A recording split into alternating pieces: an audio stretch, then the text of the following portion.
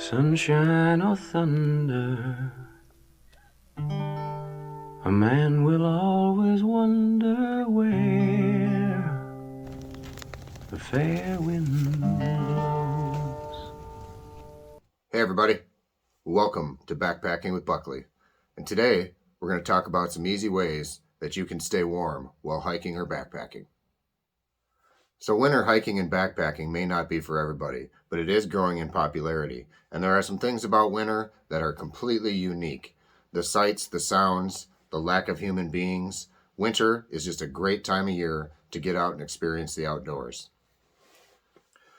So one of my favorite hacks involves the Nalgene bottle. This is a really popular hack. You may have already heard of it, but you can actually put boiling hot water in one of these. And I like to do what I call preheat my sleeping pad or hammock by slipping this in between my quilt and my sleeping pad or in my hammock and shortly before I go to bed, and it will literally preheat that area for you.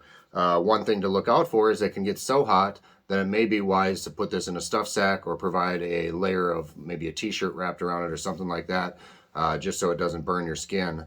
I don't think it would get hot enough to damage your gear, but better safe than sorry.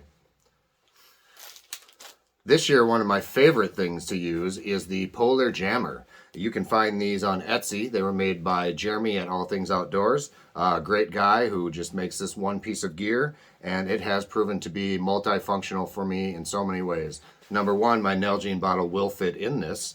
Number two, what I've liked to do lately is use these bigger super warmers from Hot Hands and slip one of these in there, and if I put this in my tent or my hammock and put it like down by my abdomen or between my legs or by my feet, it serves as an awesome heater too.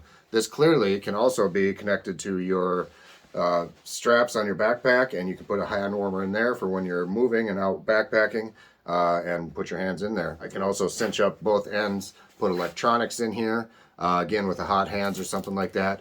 Keeping in mind that this can damage gear, so I always put the Hot Hands, if I put it in with my phone or my batteries or anything like that, I will slip this into a sock or something like that, and then once in a while just open up the end so that there's some oxygen gets in, and this continues to work. So Hot Hands on their own will work as well in a lot of different ways. They also make toe warmers and hand warmers. They make gloves with zippered pockets in it that you can put a hand warmer in, and if you buy your boots loose enough, you can slip a toe warmer right in your boots. So that's a good segue to feet. There's some misconceptions about how to keep your feet warm, and what I have always done personally is have one really thick, nice pair of socks inside my boots. These are smart wool socks. I would recommend getting either wool or a synthetic fiber, anything other than cotton, something that wicks moisture away, because wetness is coldness. So I will get one real thick pair of socks, and then the most important factor is to buy boots half a size to a full size big so that you have plenty of toe room inside of them, because anytime you constrict your toes, you constrict blood flow, and your feet will get cold much faster. Another factor to keep in mind is to keep your toes loose fitting, or keep your socks loose fitting up front, because you want your toes to have some range of motion inside that boot. Again, otherwise they will get cold. If you stretch this sock out, it is diminishing the insulation the more you stretch it. You want that to be just like a sleeping bag or a quilt, for lack of better words, kind of lofted or not stretched thin. Possibly one of the most important factors for staying warm in the backcountry is making sure you yourself stay warm. If you don't know, insulation does not actually warm you up. Your body allows your insulation to keep you warm. So if you go to bed cold, your insulation is not going to heat you up. It is in fact probably going to do nothing for you.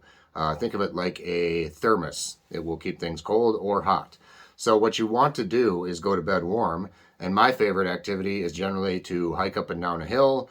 Sawing firewood is a great activity. Just anything to get your core temperature up. That can also include food. It's great to get a hot meal in or some hot chocolate, but most importantly, going to bed with a full belly will help you to stay warm throughout the night too. So eat as many calories as you can before bed. Another factor that many beginners don't consider when they're out in the winter is that a lot of your heat is lost from the ground. That could be whether you're on a sleeping pad actually on the ground or even in a hammock. In a hammock, you've probably heard of the term underquilt. That is just insulation that wraps around underneath your bottom. And underquilts are rated for temperatures just like sleeping bags. So you're going to want to get a underquilt that is appropriate for the temperatures. Now, if you're on the ground, you are probably going to be using some sort of an insulated sleeping pad. And what you're going to want to look for on that is R value. R value, it tells you how warm you can stay. And you'll want to do your research on what you may need. But if you're out in deep winter camping, I would say to be looking around 5 or above R value. That's very important because if you don't have anything insulating you from the ground, it doesn't matter how quality your sleeping bag or quilt is. You will freeze. And last but not least, this is a little bit different function, but this is a piece of gear I won in a giveaway from Chris at Barnyard Outdoors. It's literally just a food bag for when you're steeping your backpacking food. Think of it like a pizza delivery bag. It works great to keep things heated up.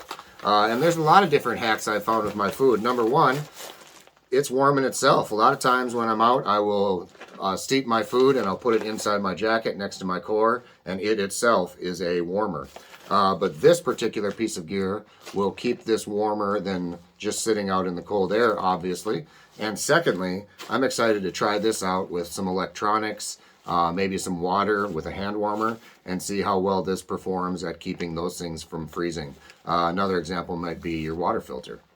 So we'll see how this works. It's from Big Sky International. So there are countless hacks and tricks and ways to stay warm out in the backcountry. You're going to want to read up on how to layer, what types of layers to wear, how to avoid things like sweating, which we all know is very important. But I've only touched on just a few of the small little things that I use to make my experience warmer in the backcountry, and there are thousands more. As a matter of fact, if you know anything that I didn't mention today, comment down below. Let us know. We all learn from the comments as well, myself included. So please comment below. And beyond that, I hope you all get outside and experience the wonders of nature in the wintertime. And without further ado, be yourself, be happy.